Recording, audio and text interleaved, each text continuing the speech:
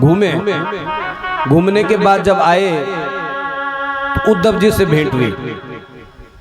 उद्धव जी से भेंट हुई।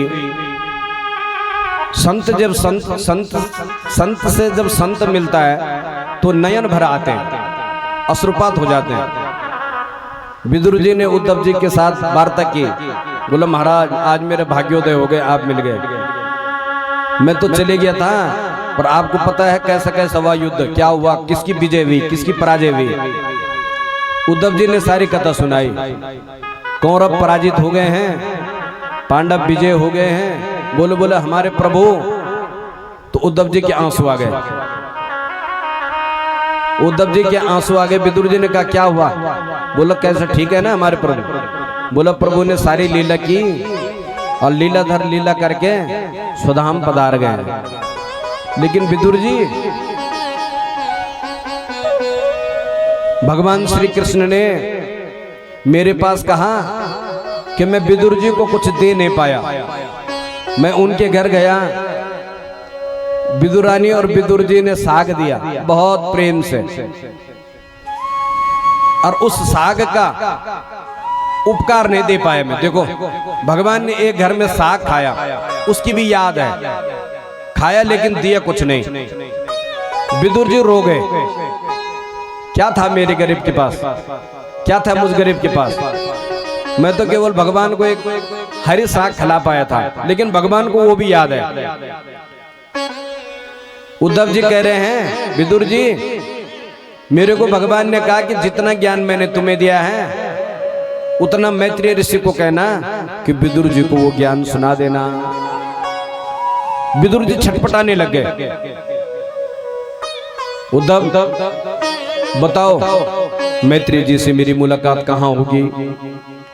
तो उद्धव जी ने कहा कि मैं तो जा रहा हूं बद्रीनाथ भगवत चिंतन के लिए, भगवान के स्मरण के लिए, भगवान का चिंतन करना है, कीर्तन करना है। मैं तो गया बद्रीनाथ, पर तुमको मैत्रेय ऋषि हरिद्वार में मिलेंगे गंगा जी के किनारे पे। सज्जनों, विदुर आए और मैत्रेय ऋषि के पास, मैत्रेय ऋषि मुलाकात हुई मैत्रेय ऋषि से, और मुलाकात करके मैत्रेय ऋषि को प्रणाम किया और मैत्रेय ऋषि को कहा। मैत्रेय ऋषि ने कहा बोलो महाराज मैं तो इंतजार कर रहा हूं तुम्हारा, कब से, मैं तो बहुत दिनों से तुम्हारा इंतजार कर रहा हूं। चलो वो घड़ी आ गई है, आ गए हैं, तुम तो बैठो। मैंने तो बोझ रह जाता मेरे ऊपर। मैत्रेय ऋषि कह रहे हैं भगवान का बोझ रह जाता।